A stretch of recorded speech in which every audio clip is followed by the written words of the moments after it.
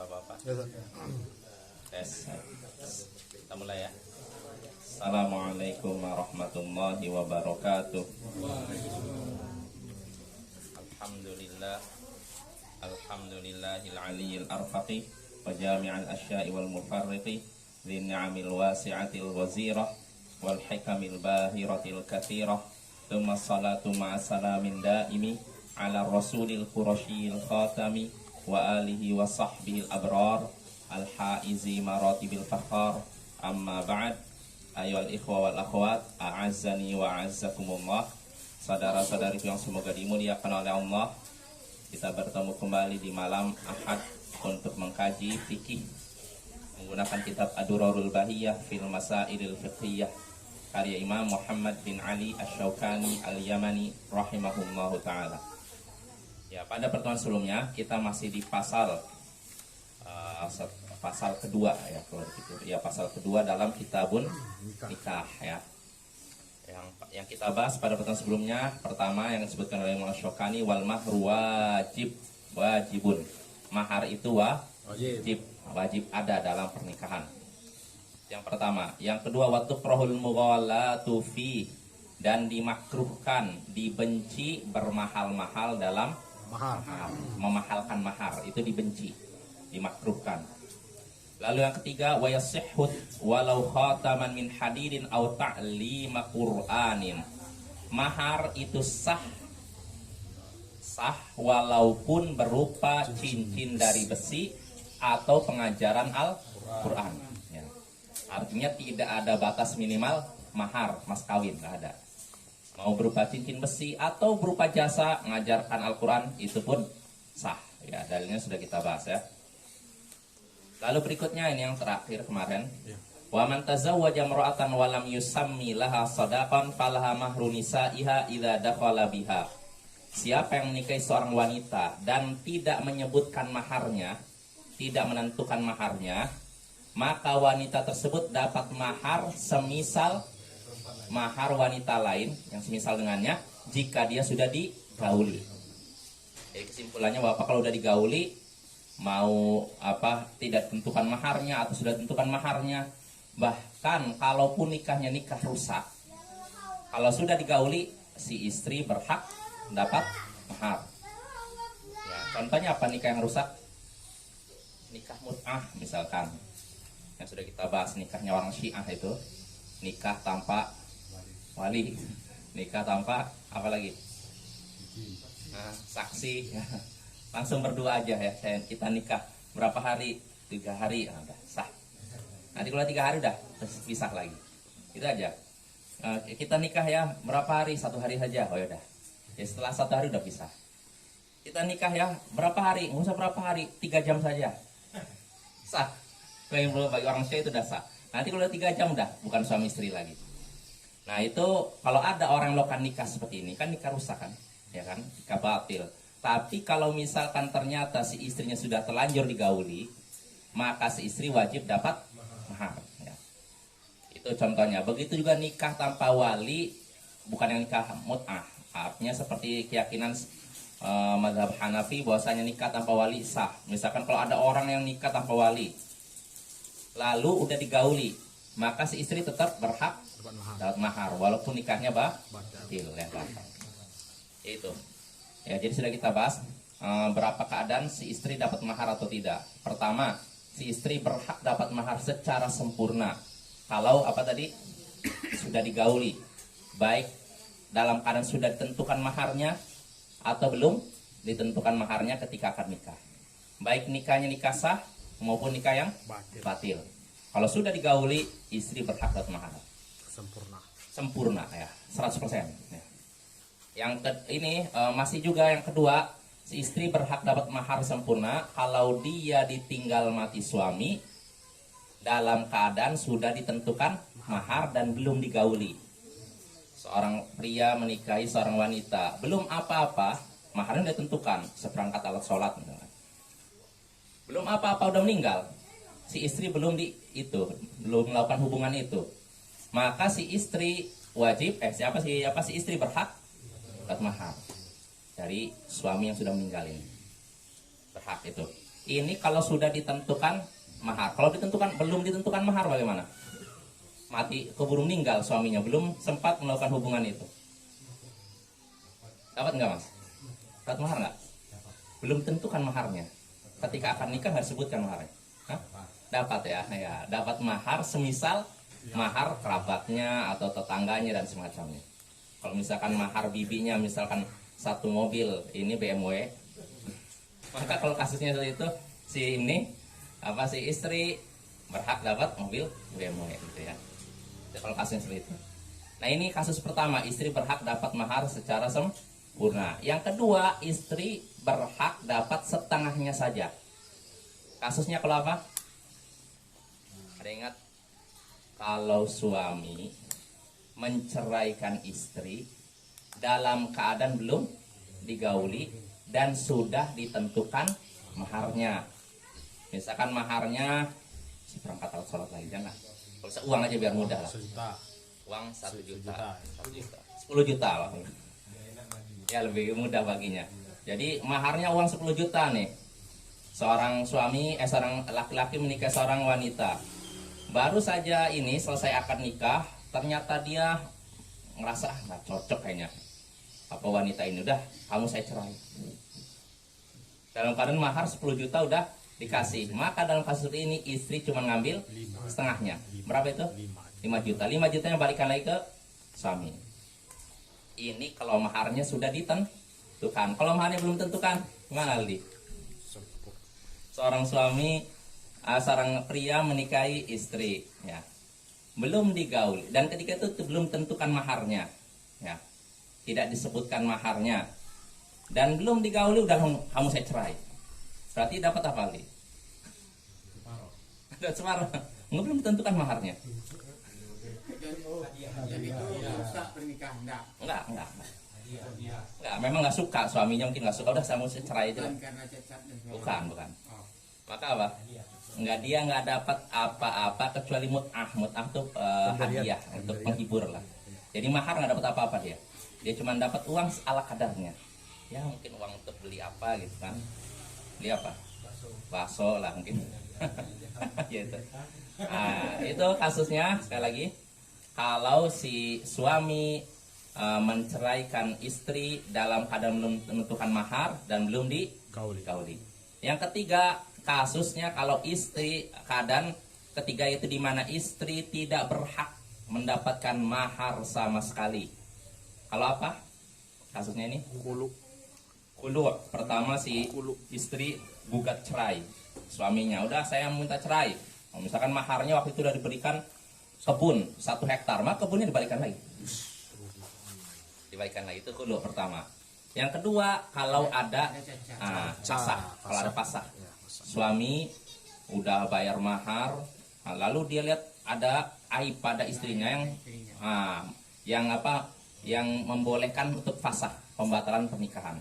Jadi fasah artinya disembunyikan selama ini oleh pihak istri, mungkin dia punya aib apa, lalu baru kelihatan pas sudah mau malam pertama, maka dalam hal ini batal pernikahan dan si istri tidak berhak dapat mahar. Ya, karena belum apa-apa kan, belum digauli juga kan. Kalau udah digauli bagaimana? Full si istri berhak dapat mahar ya. Tapi kalau belum diapa-apakan nggak berhak dapat mahar. Kalau itu ada fasah. Lalu yang ketiga, kalau si istri menyerahkan kepada suami, udah dapat mahar, udah nih suami untuk Anda. Iya, modal dagang, hibah dan semacamnya. Maka kalau udah gitu nggak bisa balik lagi. Maka istri sebelum memberikan mahar kepada suami mikir 99 kali. Oh lain lagi, kalau hutang lain lagi, harus dikembalikan. Kalau namanya hutang tetap harus dikembalikan. Tapi kalau ini kasusnya hibah udah nggak bisa dikembalikan. Kecuali kalau hibah orang tua kepada anak, ini boleh diambil lagi. Boleh dalam hadis. Kalau saya misalkan menghibahkan sesuatu kepada Jais, nggak boleh saya tarik lagi. Kata Nabi, al-aidu fi hibati kal-aidi fi qai'i. Orang yang mengambil kembali hibahnya seperti anjing yang menjilat kembali muntahannya. Udah muntah, jilat lagi. Nah, kecuali orang tua dalam hadis itu, kecuali ayah kepada anaknya, boleh. Misalkan seorang ayah ngeliat anak ini, nak, ayah kasih kamu ini hadiah atau apalah hibah. Tiba-tiba ayah ngeliat Kayaknya si anak ini kayaknya kemungkinan apa yang saya beri ini akan dia salah gunakan. Contohnya HP. Nah, ini berapa sering kan HP kan? Anak ini rusak gara-gara HP, benar. Maka si ayah ketika udah ngasih hibah HP kepada anak, lalu lihat si anak ini menyalahgunakan HP, maka dia boleh ngambil lagi. Itu tidak tercela. Yang tercela itu kalau kepada orang lain. Jelas Bapak ya? Nah itu beberapa keadaan wanita bisa dapat mahar secara sempurna, setengahnya atau tidak sama sekali. Nah kita masuk pembahasan baru yang disebutkan oleh Imam Asy-Syaukani. Wa yustahabbu taqdimu syai'in al mahri qabla dukhul. Dianjurkan, disukai mendahulukan pemberian sebagian dari mahar sebelum dukhul, sebelum suami istri melakukan hubungan itu. Jadi dianjurkan mahar tadi berikan sebelum melakukan hubungan itu. Dalilnya itu kisah Ali bin Abi Thalib yang disebutkan dalam Sunan Abu Daud, An-Nasai dan Hakim. Kata Ibnu Abbas, Rasulullah SAW waktu itu ketika Ali mau menemui Fatimah, sudah nikah nih, udah akad nikah. Ali mau menemui Fatimah, Rasulullah langsung halang. Kata Rasulullah minta pada Ali untuk memberikan maharnya. Nah Ali miskin, bingung apa ya mahar saya. Tapi dia tetap akan berikan mahar. Cuman ketika itu nggak ada maharnya. Kan ini boleh Bapak ya. Jadi boleh mahar itu hutang, nggak disebutkan. Nah Ali bin Abi Thalib bingung, apa saya mau? Dia miskin, kere, benar-benar kere. Akhirnya kata Rasulullah, fa'ina dir'aukal hutamiyah. Mana baju besimu itu? Jadi biar baju besimunya aja jadi mahar itu. Akhirnya ada. Akhirnya mahar itulah baju besi itulah yang jadi mahar dia. Baru setelah itu Rasulullah mengizinkan Ali menemui siapa? Fatimah istrinya. Kalau ngutang gimana? Nggak dekat-dekat. Ya ini dianjurkan, bukan diwajibkan. Nggak diwajibkan Mas. Artinya kalaupun seorang mau langsung itu pun silahkan. Tapi yang dianjurkan, disunahkan mahar baru melakukan itu. Jadi jangan nyerobot gitu aja kalau saya. Ya lebih baik. Ya itu lebih bagus. Ya jangan. Artinya didahulukan, artinya sebenarnya kan mahar ini kan hak istri. Jadi hendaknya kita berikan sebelum kita istilahnya mengambil hak kita juga. Jelas Bapak ya? Jadi ini bukan kewajiban. Kalaupun seorang suami ketika dukhul menemui istrinya di malam pertama, dia belum memberikan mahar, itu pun boleh. Boleh. Ya, boleh. Tapi yang lebih baik adalah ini. Dikasih. Misalkan maharnya, misalkan dia udah rencananya misalkan uang 10 juta, adanya 1 juta dulu aja, minimal ada yang dipegang sama istri gitu lah, DP dulu. Jelas Bapak ya.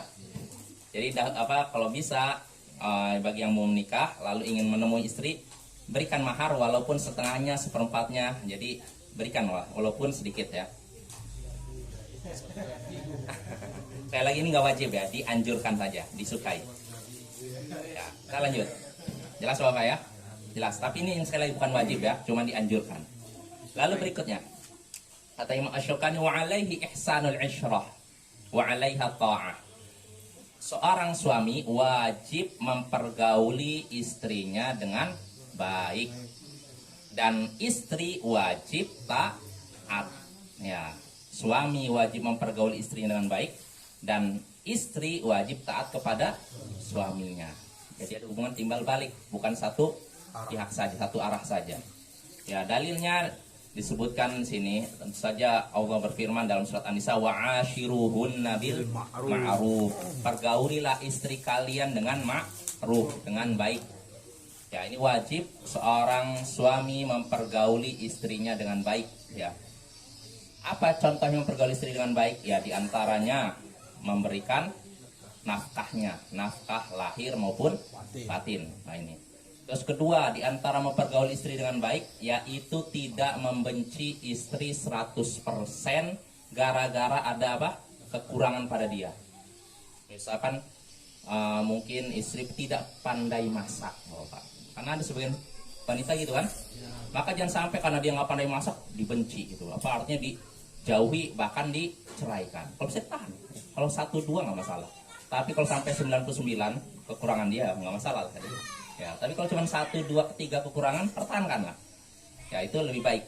Makanya dalam hadis Sahih Muslim dari sahabat Abu Hurairah, Nabi SAW sabda, la yafruqu mu'minun mu'minatan In kariha minha khuluqan radiya minha akhar. Jangan sampai seorang pria mukmin membenci wanita mukminah. Jangan sampai pria mukmin, maksudnya seorang suami, membenci istrinya yang masih beriman. Kalau dia tidak suka dengan satu perangainya, satu istilahnya perilakunya, bisa jadi dia senang dengan perilaku yang lain. Dia tidak pintar masak, tapi pintar dandan. Bisa jadi kan? Dia tidak pintar dandan, tapi pintar masak. Dia tidak pintar masak, pintar dandan, tapi bisa ngelola uang. Nah, ini berarti ada kelebihan kan? Maka jangan sampai 1-2 langsung dicerai ya, langsung dipisah. Kenapa? Kalau Sama juga. meninggalkan kapal. Gimana itu? Tinggalkan kapal. Ya, dermaga meninggalkan kapal. Gimana itu? Istri yang lari. Ya sama juga itu. Artinya sabar. Ya, sabar. Apakah Kan, istri itu berdosa kepada itu? iya, kalau misalkan dia lari, tentu saja dia dianggap nusyuz. Nanti akan kita bahas nusyuz. Nusyuz itu artinya pembangkangan. Ya.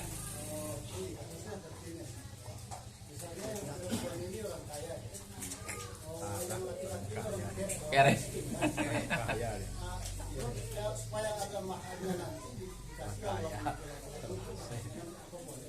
Boleh, boleh. Maksudnya si istri minjamkan uang, ah? Oh ngasih, ibu nggak masalah, nggak masalah. Masya Allah, baik sekali istrinya. Ada nggak yang kayak gitu? Baik sekali, Masya Allah. Jarang langkah bin Ada nggak ajaib. ya di dalam sana? Langkah bin ajaib ini. Jelas ibu-ibu. Ajaib. Kasusnya ibu-ibu nih, ada pertanyaan dari Pak Yunus nih. Kalau kasusnya seorang ini suami yang kere nikah dengan seorang wanita yang kaya, si suaminya nggak punya apa-apa untuk memberikan mahar. Akhirnya si perempuan, dah saya kasih aja kamu ini nih mobil nih buat mahar saya. Nah, boleh nggak ibu-ibu? Boleh ya itu boleh. Kalau ada kasihkan maksud tapi. Kalau ada saya mendaftar Ya. Apa? Boleh itu kan hak hak seorang wanita. Seorang wanita nggak ini. Maksudnya itu kan harta si wanita atau harta si orang tuanya? Oh ya boleh. Bebas. Sebagaimana juga Bapak, kalau misalkan ini kasusnya. Seorang wanita nikah dengan seorang pria. Nah, sebelum nikah si wanita punya uang dari hasil kerja atau bisnis. Maka pertanyaannya, bolehkah si wanita menginfakkan harta dari hasil kerja dia tanpa izin suami? Boleh lah, dia harta dia itu. Harta dia, nggak masalah. Dia suami nggak berhak kontrol, apalagi orang tua. Lah Bapak ya. Ya kecuali kalau harta suami, nah ini harus izin. Misalkan suami ngasih nyimpan uang di rumah mungkin untuk belanja atau apa, tiba-tiba istri gunakan untuk arisan, nah ini harus izin dulu. Ya, jangan langsung ambil aja, izin dulu. Nanti kalau boleh ini keluarkan, kalau nggak boleh jangan. Tapi kalau harta dia sendiri dari hasil kerja dagang ya nggak apa-apa, nggak perlu izin suami. Ya, walaupun kata sebagian ulama yang lebih baiknya nggak apa-apa, istilahnya kayak musyawarah lah. Siapa tahu kan suami punya pandangan yang lebih bagus kan, ya nggak? Ya kan, tapi itu bukan kewajiban. Jadi kalau istri mengeluarkan silakan aja. Jelas Bapak ya. Ya jadi sekali lagi, seorang suami wajib mempergauli istrinya dengan baik ya. Di antaranya yaitu dengan tidak membencinya 100% gara-gara ada 1-2 kekurangan dia. Dan termasuk juga termasuk bagian dari mempergauli istri dengan baik, yaitu mengajari istri ilmu agama. Nah, ini kewajiban suami. Ya, suami wajib mengajari istri ilmu agama, ngajari akidah yang benar, ngajari ibadah yang benar. Kalau suaminya nggak mampu, Ustaz, jangan kan ngajar, saya aja pas-pasan ilmunya. Maka gimana? Carikan guru. Ya, kalau si suami mampu carikan guru, tapi tidak carikan guru buat istrinya, suami dosa. Nah, kalau dia nggak mampu harus diarahkan, misalnya kamu belajar ke sini. Nah, jelas Bapak ya. Dan itu seorang suami bertanggung jawab atas istrinya. Kalau istrinya tidak ngerti agama tanpa dibimbing maka suami bertanggung jawab di hari kiamat nanti. Tapi kalau yang jadi masalah seringnya kadang suami udah ngarahkan, istrinya tidak mau. Nah ini lain lagi masalahnya. Kan ada kasus seperti itu kan? Itu membangkang, diajarkan, suruh belajar nggak mau belajar. disuruh sholat yang benar nggak mau sholat yang benar, ya sudah, itu tanggung jawab suami, udah cukup sampai situ. Yang penting ingatkan, adapun nanti istrinya mengerjakan atau enggak, Suaminya nggak ada yang sholat sebagai Ustaz. itu lebih parah lagi. Cara mengajar istrinya dong. Nah itulah itulah pentingnya ilmu ya. Ya udah lanjut Pak. Jadi iya, jadi kita wajib apa seorang suami wajib mempergauli istrinya dengan baik, sebagaimana itulah yang dilakukan oleh Nabi kita ya, sebagaimana dalam hadis Sunan Tirmidzi, Nabi sallallahu alaihi wasallam sabda, akmal mu'minina imanan ahsanuhum khuluqa. Sebaik-baik mukmin yang paling sempurna imannya adalah mukmin yang paling baik apanya? Akhlaknya. Wa khiyarukum khiyarukum linisaihim. Sebaik-baik kalian adalah yang paling baik kepada istrinya. Nah, ini. Apa? Dan yang paling baik itu Rasulullah. Ya, dan hasilnya disebutkan setelahnya wa ana khairukum li ahli, dan aku adalah sebaik-baik orang kepada istriku. Ya, jadi sebelum orang lain merasakan kebaikan, istri dulu. Ya. Jelas Bapak ya? Ya. Ya, sepele lah misalkan gini apa? Kita jalan-jalan keluar, misalkan ke daerah mana, lalu bisa belikan oleh-oleh, belikan oleh. Itu termasuk berbuat baik kepada istri. Ya, dan itu berharga insya Allah, walaupun ringan. Ya nggak? Oh, suami saya jauh-jauh belikan saya ini, kan itu kan terasa ini. Ya. Sepasang suami istri Pak. Tapi campur pihak ketiga Pak. Sehingga suami istri itu broken Pak. Bagaimana itu berantakan Pak? Nah, itu dosa itu. Pihak ketiga itu dosa. Terlaknat orang kayak gitu. Menghancurkan rumah tangga orang lain. Nggak boleh. Walaupun itu ibu bapaknya, Nggak boleh campur tangan. Kalau ibu bapak mengarahkan pada kebaikan boleh. Ya contohnya Rasulullah, setelah Ali dan Fatimah nikah, Rasulullah datang malam-malam. Tak assalamualaikum. Kalau sudah sholat malam, bayangkan malam hari bapak. Ada di antara kita yang kayak gitu. Ada. Ketak-ketak assalamualaikum, udah sholat malam belum? Sholat tahajud. Rasulullah begitu. Dan itu boleh. Tapi kalau campur tangan, istilahnya nanti si anak ini sekolahkan di sini, nanti sini nggak boleh. Itu hak prerogatif suami. Jadi orang tua nggak boleh campur tangan masalah detail seperti itu. Kalau mengarahkan nggak apa-apa, diarahkan nih kamu bagus begini. Tapi kalau harus begini ikutin orang tua jangan. Apa? Yang saran boleh. Jadi orang tua juga punya kewajiban untuk mengarahkan. Arahkan ini jadi arah sana dia. Misalkan soal apa anaknya setelah nikah sepertinya kurang giat dalam masalah ibadah, nggak apa-apa kasih saran. Nah, kamu harus rajin ibadah begini. Tapi kalau campur tangan dalam masalah nentukan rumah, nentukan posisi rumah, posisi kamar mandi di mana, oh, nggak layak orang tua seperti itu. Ah iya, nanti suami kamu kok kerjanya ini harusnya kerja itu, kok sampai begitu? Kan berlebihan. Itu rata-rata bapak-bapak. Masalah itu kadang bukan antar suami dan istri, tapi bapak-bapaknya ini kadang, ibu-ibunya ini, orang tuanya kadang. Misalkan seorang pria dengan seorang wanita sebenarnya akur-akur aja, tapi gara-gara orang tua mereka lah kadang jadi banyak seperti itu. Maka sebelum nikah pikirkan lebih jauh. Artinya saya nikah seorang wanita, bukan cuma wanita yang dipikirkan, bapaknya seperti apa. Jelas Bapak ya. Kalau Bapak udah nikah. Jais gitu. Ya. Jadi yang dipikirkan bukan si wanitanya aja, bapaknya gimana. Karena namanya anak kan buah dari orang tuanya kan. Nah, kalau bapaknya baik, insya Allah anaknya baik. Maka dipikirkan seperti apa gitu.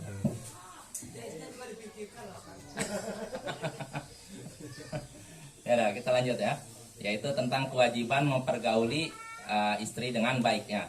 Lalu yang tadi berikutnya Imam Syukani menyebutkan, sedangkan istri wajib menaati suami. Ya, wajib menaati suami. Dalam masalah apa? Dalam masalah apa? Dalam masalah apa? Kira Bapak. Dalam masalah apa? Wajib menaati suami. Dalam masalah kebaikan, dalam masalah perkara yang tidak ada unsur kemaksiatan. Istri wajib menaati suami selama perintahnya itu tidak bertentangan dengan aturan Allah dan Rasulnya. Wajib ya. Itu suatu kewajiban yang agung. Sampai-sampai Nabi SAW pernah berkata, seandainya aku boleh menyuruh seseorang untuk sujud kepada orang lain, tentu akan aku suruh istri sujud kepada suami. Ya, karena besarnya hak suami. Ya, termasuk bapak yang paling termasuk hak suami yang sangat besar, bisa dikatakan paling besar, yaitu dalam masalah berhubungan intim, bapak. Ini banyak yang kadang istri nggak paham. Nabi Sallallahu Alaihi Wasallam sebagaimana disebutkan dalam Sahih Muslim, Sahih Bukhari Muslim menyatakan di sini, walladzi nafsi biyadihi ma min rajulin yad'u imra'atan fata'ba alai illa kana alladzi fis sama sakhitan alai hatta yarda anha. Demi Allah yang jiwaku ada di tangannya, tidaklah seorang suami manggil istrinya ke kasur untuk melakukan hubungan itu, tapi si istri nolak, kecuali yang di atas langit murka kepadanya sampai suaminya ridho.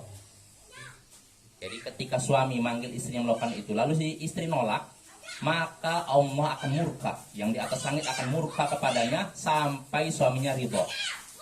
Ini menunjukkan menolak panggilan suami untuk itu hukumnya wajib, meninggalkan walaupun sibuk. Disebutkan hadits wa in kan ala tanur, walaupun sedang di depan tungku lagi goreng-goreng. Dek, sini dek ya. Oh, pasti ya. Ya harus ini. Kecuali kalau punya uzur, sakit dan semacamnya.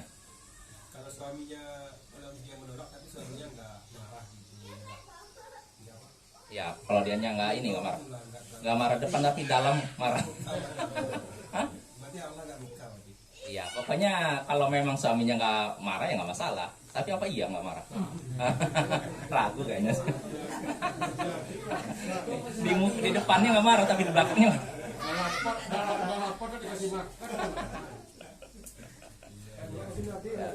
Jelas apa ya? Ya itu penting ya, itu perlu dipahami oleh para istri. Jadi biar apa? Oh, nggak berlaku. Masih gini, istri mau itu tapi suami nolak itu. Nggak berlaku. Tapi perlu kita ketahui istri pun punya hak untuk itu. Walaupun nggak disebut dalam hadis. Istri punya hak untuk itu. Cuman berapa kali seminggu, berapa kali sehari, atau berapa kali sebulan, ini ulama beda pendapat. Pendapat yang kuat yang disebutkan oleh Syekhul Islam, ini pendapat yang pertengahan. Walaupun ada ulama yang punya pendapat lain, sebagian ulama menyatakan 4 bulan sekali. Ini paling maksimal. Nggak boleh suami meninggalkan istri, tidak melakukan itu lebih dari 4 bulan. Dalilnya apa? Kisah Umar bin Khattab ketika dia satu hari melewati sebuah rumah lalu mendengar seorang wanita, dia mengungkapkan curhat. Dia mau ngomong sendiri, oh, seandainya saja saya tidak takut Allah, tentu ranjang ini bergetar, kata dia. Umar bin Khattab kaget. Wah, ini. Lalu dia datang ke Hafsah, putrinya, lalu bertanya, sebenarnya berapa lama sih wanita itu tahan jauh dari suami? Berapa lama seorang istri itu tahan jauh dari suami? Sampai berapa lama, berapa bulan? Maka kata Hafsah 4 bulan. Nah, dari situ Umar bin Khattab pun ngasih keputusan bagi kaum muslimin yang jihad di beberapa daerah, kalau udah 4 bulan harus pulang, rolling. Dia harus menemui istrinya. Ini dalil dari Umar. Nah, tapi pendapat yang lebih pertengahan, pendapat Syekhul Islam, bahwasanya ini tergantung kemampuan suami dan kebutuhan istri. Tergantung kemampuan suami dan kebutuhan istri. Maksudnya gimana Bapak? Misalkan istri butuhnya 2 minggu sekali atau seminggu 2 kali. Suami sanggup seminggu 2 kali, maka suami harus menaikkan seminggu 2 kali. Tapi kalau istri butuhnya 2 kali seminggu, suami sanggupnya 1 kali seminggu, ya sudah 1 kali. Kalau gini, kalau suaminya sehari sampai 5 kali gitu. Main. Itu benar. Bukan kejadian, main. Bapak. Ya betul itu. Apa wajib? Bukan main. Ya kalau dia nggak sanggup mendingan pisah. Pernah kejadian di Arab Saudi, itu dosen cerita mirip juga, tapi nggak sampai 5 kali sehari, 3 kali sehari. Iya. Kayak minum obat. Jadi seorang wanita curhat minta fatwa kepada syekh, kepada seorang ulama, gimana nih? Suami saya sampai 3 kali sehari minta gitu, saya keberatan, saya nggak sanggup lagi. Maka ya sudah, minta pisah aja kalau itu. Nggak dosa, kalau nggak sanggup gimana lagi? Jadi ya pertengahan aja lah. Cuman lebih baik tuh ditambah. Oh iya, ya kalau berlebihan nambah. Apa? Iya kan? Diganti. Pada berpisah dia bertambah.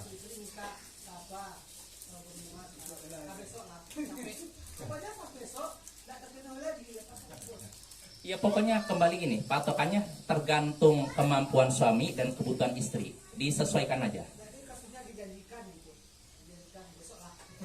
Ya artinya kan nggak ada dalam diri kan niat untuk mengingkari kan, nggak dosa kalau gitu. Kecuali dalam hatinya besok aja, tapi dalam hati enggak, besok enggak. Nah, itu dosa, ingkar janji namanya. Tapi kalau misalnya dia udah berniat menunaikan, cuman memang ada kendala, halangan, mungkin letih kerja atau apa sehingga gitu ya nggak berdosa. Jelas ya. Ini pokoknya Bapak masalah nafkah batin kan dikatakan nafkah batin ya. Kalau kayak gitu kan. Nafkah batin ini sekali lagi sama seperti nafkah lahir ya, nafkah lahir. Tergantung kemampuan suami dan kebutuhan istri. Begitu kan nafkah lahir seperti pakaian, makanan, lalu papan ya namanya. Iya, kayak misalkan makan ini pun tergantung kebutuhan istri dan kemampuan suami. Jadi bukan dilihat dari satu sisi saja. Kalau Imam Syafi'i kalau nggak salah melihatnya dari sisi istri saja. Kalau istri butuhnya misalkan rumahnya setivilla, maka suami wajib menyediakan villa walaupun penghasilannya sebulan cuma 2 juta. Nah ini, tapi pendapat yang kuat dilihat dari dua sisi. Ini pendapat mazhab Hambali ya, mazhab Imam Ahmad. Namanya nafkah lahir tergantung kebutuhan istri dan kemampuan suami.